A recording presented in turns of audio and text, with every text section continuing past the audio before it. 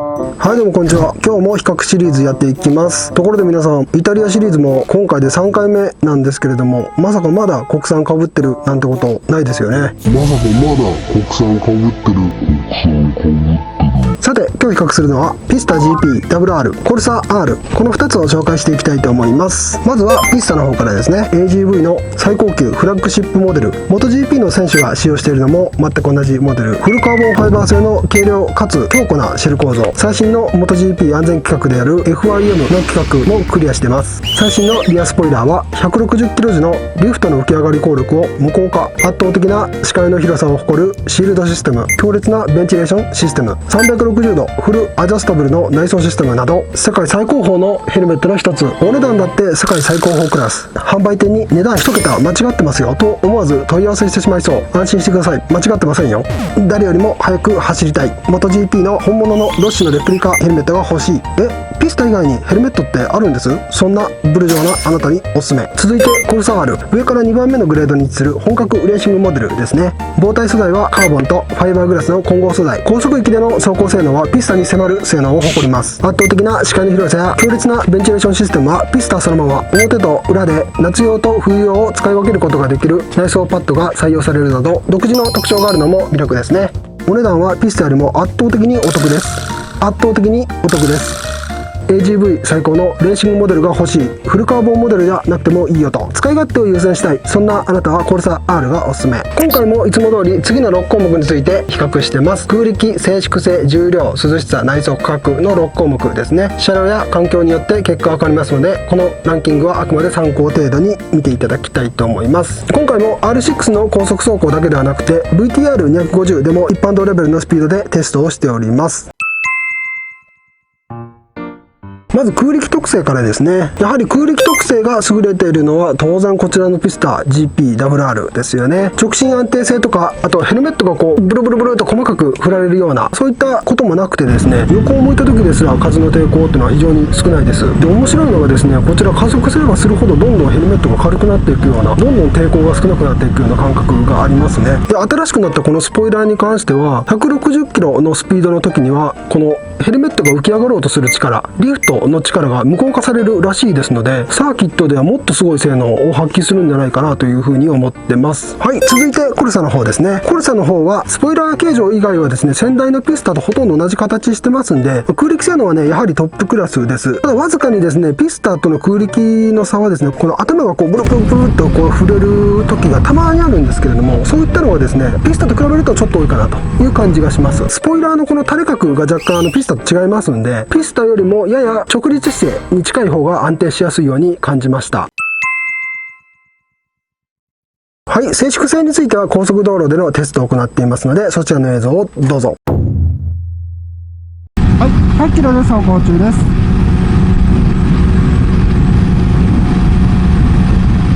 8キロです。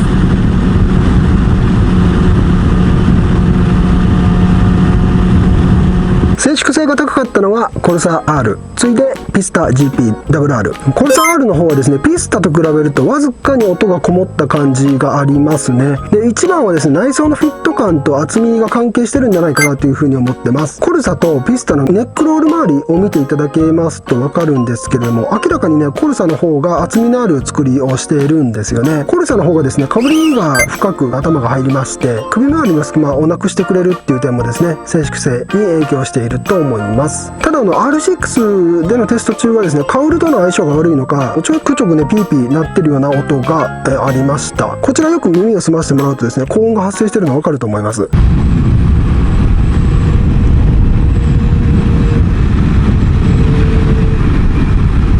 250でのテスト中は高音が鳴ることはありませんでした。ピスタはですね、コルサに比べると風切り音は大きく感じます。胴体自体がですね、音を発生させているっていうわけではなくてですね、首の下から音が発生しているんですよね。風がザーザーいうような音がですね、かなり発生します。コルサに比べてかぶりが浅くてですね、ネックロールに厚みがないっていうのもね、静粛性に不利なんじゃないかなというふうに思ってます。付属品でこういう耳栓がついてくるぐらいですんで、インカムの通話の音が聞こえづらいっていうインプレッションも結構散見されますんで、ツーリング用途でね使用しようかなと思ってる方はね、知っておいた方がいいと思います。はい、続いて重量ですね。重量はこちら。表示の重量は国内正規品のアジアンフィットモデルの重量となっています。当然、ピスタ GPWR の方がフルカーボンですんで、コルサよりも軽くなってますね。コルサ R とピスタの差はだいたい60から 80g 程度。で、参考までに先代のピスタ GPR の重量も掲載してますが、その前モデルと比べると S サイズで 20g、M サイズ以降で 5g 程度重くなってますね。新しい GPWR からですね、FIM の安全規格の対応とですね、後頭部のスポイラーの形状も変わってますんで、そういったこともね、関係してるんじゃないのかなというふうに思ってます。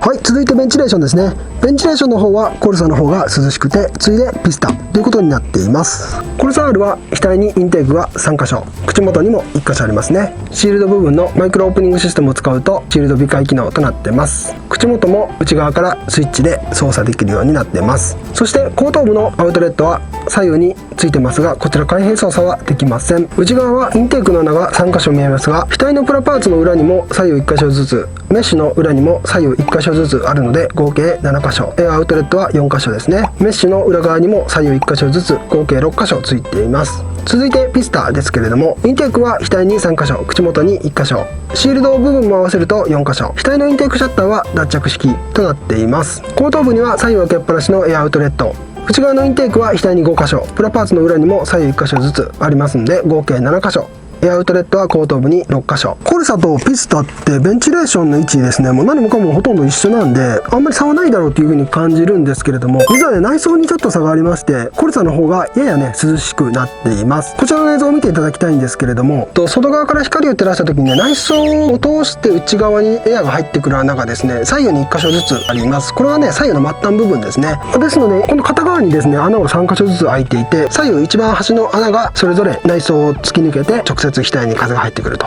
いう感じになっています。それ以外の穴の部分はですね、内装の内側を冷やすような感じになってますんで、生地に邪魔されて直接額には風は当たらないようになってるんですよね。ちなみにこの後頭部のエアアウトレットの部分もね、しっかり熱気が配置されてるっていうのが分かる程度には効いてますんでね、非常に涼しいモデルとなっています。続いてピスタの方ですね。内装はね、これ左側がピスタの内装です。内装を当てはめてみますとですね、前頭部のエアインテークの部分はですね、内装側に全部潰されてしまうんですよね。外から光を当ててみても、この内装の裏にしか光が当たってないのが分かると思います。これが内装のフロント部分の裏側なんですけれども、細かい穴がね、無数に開いていると思います。生地を裏側から冷やすことで直接風は当たらないようになっている設計なんですよね。ですので額には風はそんなに当たってる感じはしないんですけれども、その上の方からはね、風が流れてる感じっていうのはしっかりありますんで、ただね、ピスタのベンチレーションはね、使い勝手がちょっと悪いんですよね。ベンチレーション蓋がですね、ゴムの脱着式ですので、ツーリング先ではね、ちょっと使い勝手が悪いかなというふうに思ってます。あと後頭部のこのエアの背景についてはね、パーツがちょっとコルサとは違うんですけれども、排気部分はね、そんなに差があるようには感じないですね。そしてどちらも口元と、あとシールドのマイクロオープニングシステムですね、これはね、どちらもついてますんで、顔面付近はね、涼しくすることができます。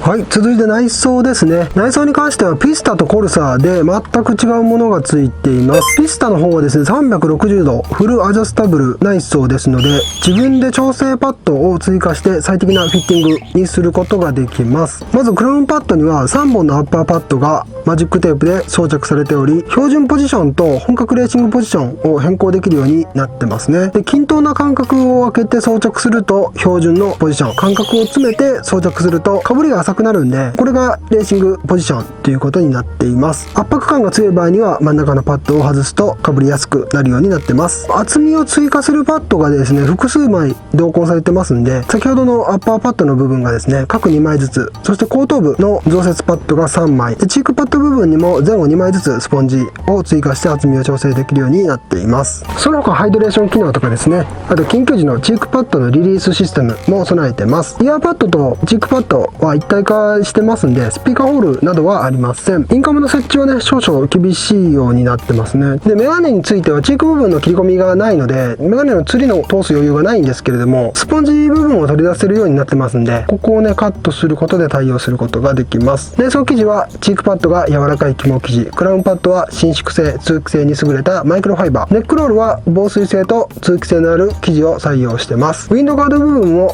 ネックロール部分と同じ生地です。いずれも抗菌性がありますね。顎紐カバーは外すことができません。顎紐は D リングの固定式ですね。コルサとピスタのこの装飾感の違いはね、ピスタの方がね、明らかに浅いです。被りがね。頭頂部のこの8回りの締め付けもですね、ちょっときついですね。内装パッドをかなり増設することはできるんですが、当然ね、厚みを薄くすることはできません。ですので、おすすめはちょっと大きいサイズ買った方がいいと思います。チーク部分にしろ、頭頂部にしろ、また後頭部ですね。パッドを増設して、自身で調節していくっていう形がいいんじゃないかなと思いますね。ただ増設できるのはさっき見てもらった箇所だけなんで、頭頂部の左右とかね、額部分、この辺りは増設できませんのでご注意ください。はい、続いてはコルサの方ですね。ピスタと違ってクラウンパッドが一体型の内装になってますんで、厚みの調整などはできません。しかしクラウンパッドの表裏で生地が違ってますんで、涼しく感じる側と暖かく感じる側、この2つをね入れ替えて夏と冬の季節に合わせて使うことができるようになっていますね。取り付けのボタンを取り出して表裏を変えることで変更することができます。で、ハイドレーション機能なんかはついてないんですけれども、チークパッド部分にはセーフティーリリースシステムを備えてますね。で、イヤースペースについてはやはりスピーカーホールはないですけれども、ピスタよりはインカムを設置しやすそうです。メガネは対応してません。またスポンジの取り出しもできませんので、自分で加工することもできません。内装生地の表面はクラウンパッドの暖かい側に肝生地が使用されてまして、涼しい側はサラサラのピスタのクラウンパッドに非常に似てる生地だと思います。チークパッドも同様です。ネックロールは防水処理を施した肝素材が使われてますね。ウィンドガードも同様です。脱着についてはやはり顎紐カバーだけは外れませんのでご注意ください。そして顎紐は D リングの固定式。コルサ R に関しては国内メーカーと同じサイズを選んでもおそらく問題ないんじゃないかなと思ってます。8回りはねちょっときついです。で、ちょっと内装についての余談なんですけれども、結構 SNS とか見てるとね、海外からの輸入物の内装フィット感どうですかとかいう質問をされてる方非常に多いと思うんですけども、慣れてないのであればね、国内物を買った方がいいと思います。正直ね、このアジアフィットのものであってもね、国内メーカーのもののフィット感と比べるとやっぱりかなわないんですよ。で、下手に海外輸入物に手を出してね、こういう高級なものを買ってしまうと、高いお金を払ったのにね、全然フィットしなくてちっとも性能を発揮できないっていうことになりかねませんので、特に今日説明しているその空力とか静粛性とか重さなんかの、重心なんかもそうですね、そういったものもね内装のフィット感ありきでの話ですんで、ぜひね国内の正規品を買ってもらいたいと思います。もう私は試着しないで買いますけどね。はい、続いて価格の方ですね。コルサ R の方が、税込みで108,900円から152,900円。単色はマットブラックのみ。レプリカを含むグラフィックが4種類。ピスタ GPWR の方が196,900円から247,500円。税込みですね。単色は2色。レプリカを含めたグラフィックが9種類ということになっています。はい、ということで最後にもう一度まとめで、お伝えしていきたいと思います。ピスタ GPWR AGV の最高級フラッグシップモデル、フルカーボンファイバー製で FIM の新規格をクリアした MotoGP 選手が使用するものと全く同じモデルですね。 AGV のフラッグシップにして各性能において世界最高峰ヘルメットの一つ、お値段だって世界最高峰、 MotoGP で使用される本物が欲しい最高級ヘルメットで誰よりも目立ちたい、ピスタ以外はヘルメットとして認めない、そんなあなたにおすすめ。はい、続いてコルサ R、ピスタの次に位置する本格レーシングモデルですね。胴体素材はカーボンファイバーグラスの混合素材。走行性能もピスタと劣らず抜群の空力性能を誇ります。ピスタよりも使い勝手に優れてまして、内装を裏表で切り替えることができる独自の特徴なんかも持っています。ピスタと比べると良心的なお値段設定も嬉しいですよね。良心的？AGV の高級レーシングモデルが欲しい、ツーリングでの使い勝手を優先したい、そんなあなたはこちらのコルサ R がおすすめ。はい、ということで今日は AGV の最高級モデルを2種類紹介しました。どちらもね数あるヘルメットの中で、トップクラスというか、最高峰のヘルメットと言っても過言ではないと思います。しかし先ほども言ったんですけど、やっぱり内装が合う合わないでね、その性能っていうのは発揮できるかできないか全然変わってきますんで、ぜひねお店に行って試着をして買ってください。こんなはずじゃなかったっていうことに、なりかねませんのでね、もう私は試着しないで買いますけどね。はい、ということで本日はここまで。ご視聴ありがとうございました。